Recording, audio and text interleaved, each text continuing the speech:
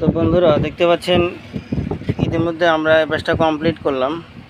আর এই পাশে ট্রানজিস্টর কাটেছিল টোটাল 6-7 পিস 8 পিস ট্রানজিস্টর কাটা ছিল। আরেক পিস কোথায় গেল? টোটাল 8 পিস ট্রানজিস্টর কাটা ছিল এই পাশে, আর অন্য কোনো সমস্যা নাই। আর হালকা কিছু গুঁড়া কম্পোনেন্ট বায়াস রেজিস্ট্যান্স এগুলো কাটা ছিল। তো এখন আমরা দেখব যে লোডে ঠিকঠাক আছে কিনা। এই জন্য এখান থেকে আমরা ওয়াট মিটারের সঙ্গে সংযুক্ত করে দিয়েছি লোড দেওয়ার জন্য। এই পাশে দেখতে পাচ্ছেন মিক্সার থেকে আমরা এখন হেডটা অন করে দিচ্ছি।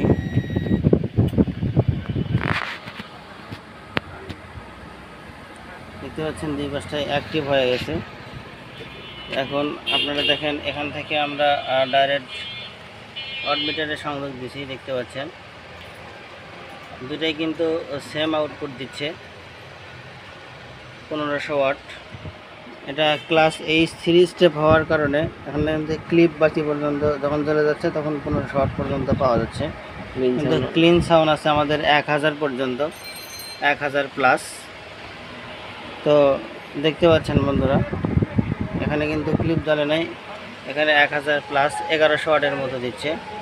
এখানে আমরা লোড টেস্ট কমপ্লিট করলাম। এখন আপনাদেরকে সাউন্ড চেক করে দেখাবো সাউন্ডটা কেমন আসে।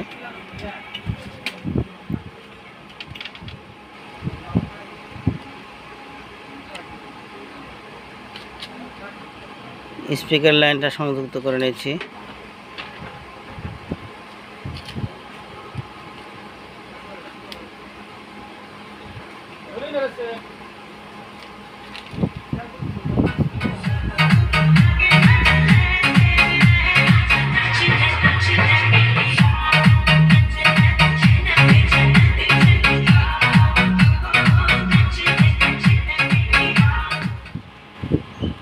শুনতে পারলেন সাউন্ড কোয়ালিটি। সার্ভিসিং কমপ্লিট আলহামদুলিল্লাহ। যদি ভিডিওটি ভালো লাগে অবশ্যই পাশে থাকবেন। আরেকটি বিষয় সেটা হচ্ছে এটা যে একটা স্টেপার সেট, সেই স্টেপার সেকশনে কাজ করতেছে কিনা সেটা আপনাদেরকে দেখাবো। এখন আমরা অসিলোস্কোপ কানেক্ট করে নিচ্ছি।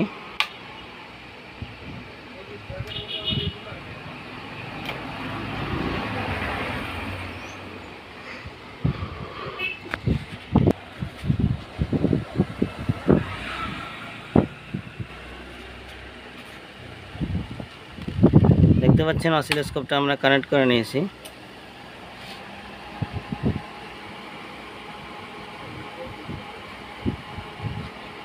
সেটটা অ্যাক্টিভ মোডে চলে গেছে।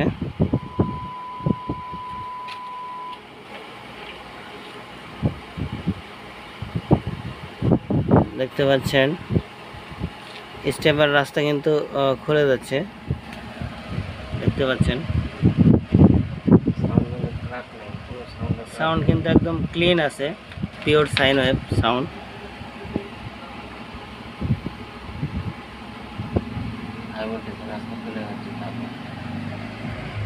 এখানে যে হাই ভোল্টেজের রাস্তা সেটা কিন্তু খুলে গেছে। দেখতে পাচ্ছেন ভলিউম আপ ডাউন করতেছি। তো আজকের ভিডিও এই পর্যন্তই। ধন্যবাদ সকলকে।